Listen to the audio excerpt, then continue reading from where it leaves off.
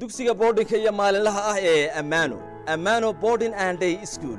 Dear students, this teacher Abdullahi, you remember we were learning in the chapter of trade, chapter 5 trade. So this chapter is generally talking about the three types of trade. Local trade, I think I have sent you the previous two lessons about that one. So today our topic is about what's called regional trade. This is our third lesson. Our topic today is called regional trade. So we'll be talking about the main objective of a lesson will be to comprehend, discuss what is regional trade. Okay, so now as you can see from here, we are going to explain what's regional trade. What is regional trade? So regional trade has been used to refer the trade between two distinct geographical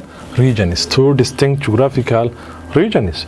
So generally the word region is here. So the trade between two geographical regions is called regional trade. Some of the experts, they say a trade that takes place between two countries but in the same region can be regarded also as a regional trade. For example, suppose now in Africa, especially in East Africa together is what? Is one geographical region. So the one that takes place between East Africa and West Africa in the same geographical region called Africa can be called regional trade.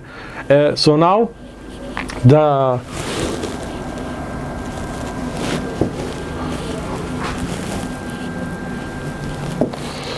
regional trade was better organized than local trade. When you compare regional and local trade, regional trade is absolutely more organized than local trade because of two reasons. Why? Because of two important reasons. What is the first reason that made regional trade to be better organized than local trade? The first one is local trade had markets. Regional trade had markets, and at the same time regional trade involved what? In large trade of commodities. It was involved in trading of a large volume of commodities. That is why regional trade is regarded to be better organized than the local trade, because local trade did not have markets. People traded one another without market, and at the same time local trade was not involved in trading of a lot of commodities, a lot of goods. But this one, there are a large volumes of commodities, and at the same time it had market. So regional trade example is, now let us take examples about regional trade. Two examples are written. The first one is the trade that was called Trans-Saharan Trade. We shall see it. So this trade was carried out between what? Was carried out between the West and North Africa. And it's West Africa and at the same time what? North African people. So the trade between West and North Africa was called Trans-Saharan Trade. It was a trade that took place to and from the Sahara, with Sahara trade. And what about the second example? The second example is called the long distance trade. So the long distance trade and Trans-Saharan trade are two examples of regional trade. So this was carried out between who? This one was carried out between the people of East Africa. So you can see from here, the people of East Africa. This one was between the people of East Africa and at the same time the Swahili and Arabs of East African coast. So generally these are the two examples of regional trade, Trans-Saharan trade and at the same time the long distance trade. Okay, so now let us go to the next title. Our next title is Trans-Saharan Trade. We have to understand what is Trans-Saharan Trade. Trans-Saharan Trade is generally, first, what is the term Trans-Sahara? What's the term trans? The term trans means what? It means across.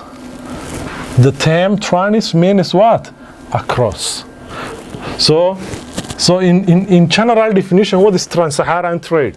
Trans-Saharan Trade is the trade that was involved in the exchange of what? Of goods between the North African people, such as the Berbers and the Tuaregs, and the Western Sudanic people.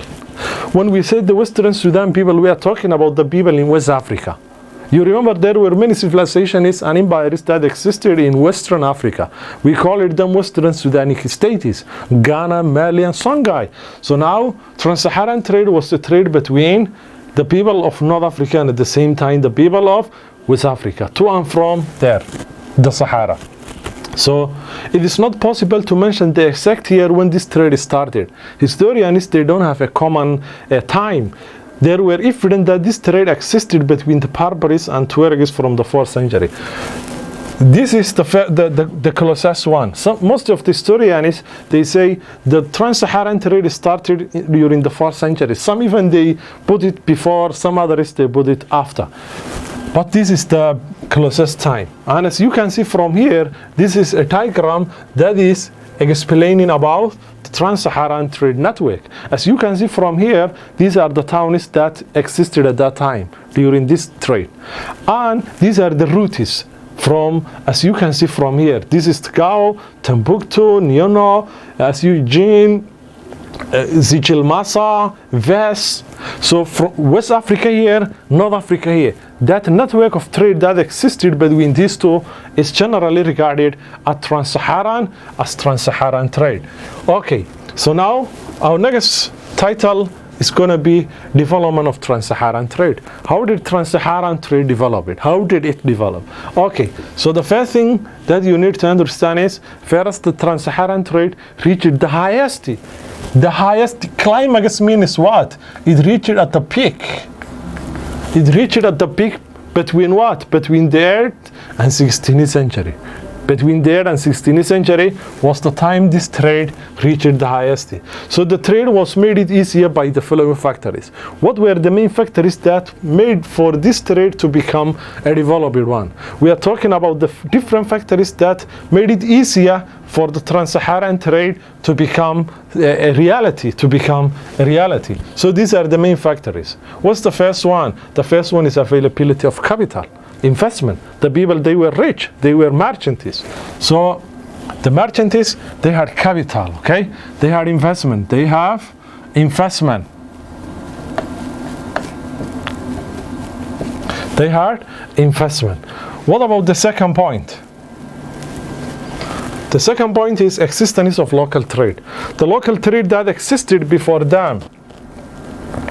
The local trade that existed before them provided a good foundation on which the trade could start and thrive. The word thrive means prosper. So the existence of local trade made things better. Existence of various trade commodities.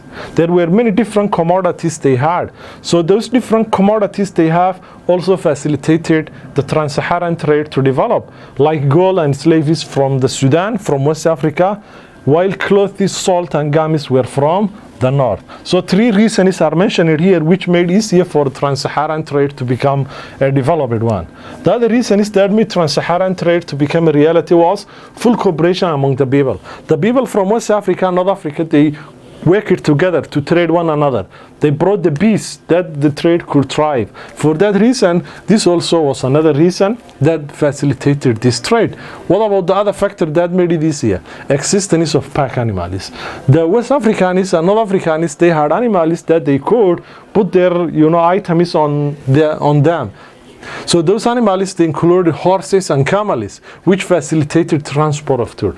And the most important, livestock or animal that, made this trade possible was what? Was the camel. Even they called it what? The most important animal to trade on the Sahara. The camels, they could walk a very long distance without needing a lot of water.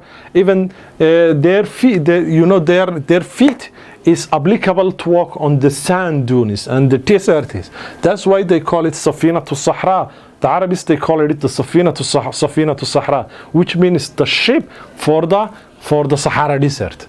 So these were generally the main important points that facilitated the trade of Trans-Sahara. The other important point is emergence of strong wealth kings. So those kings included Mansa Musa, as you can see from here, Mansa Musa of Mali, and Askai Muhammad of Songhai. So those ones, they made sure ensured the security of the region as well as improving the trade.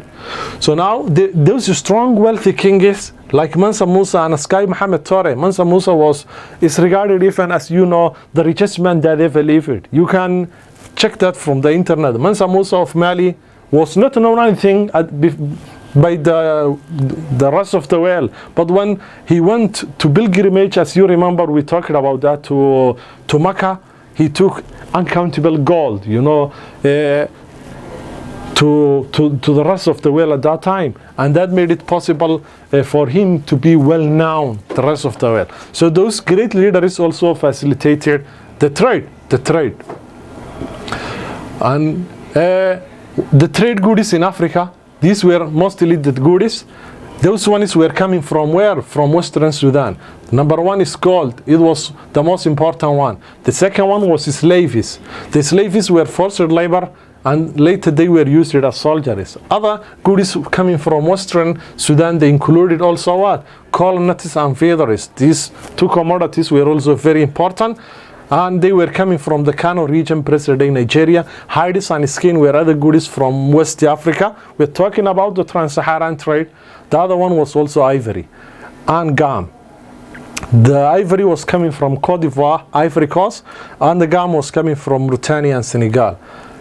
The last slide of our topic today is the trade goods from North Africa. We talked about the trade goods coming from the south or from West Africa, and now what were coming from the north. Salt was very important. It was coming from North Africa, especially Morocco. Horses from Tripoli, Libya, were on high demand among political leaders and army for military conquests. And the other goods that were coming from the north also, they included what? The glassware, pearls, dates, firearms, and even cavalry shells. Okay, so this is your assignment. You will be able to go to the textbook, page 81 to 82, and you will be able to do those two questions. Write down 4 important trade routes during Trans-Saharan Trade. Describe the organization of Trans-Saharan Trade. That's for all today. Our topic was Trans-Saharan Trade, especially the regional trade. Thank you very much. I hope you understand. Assalamu alaikum.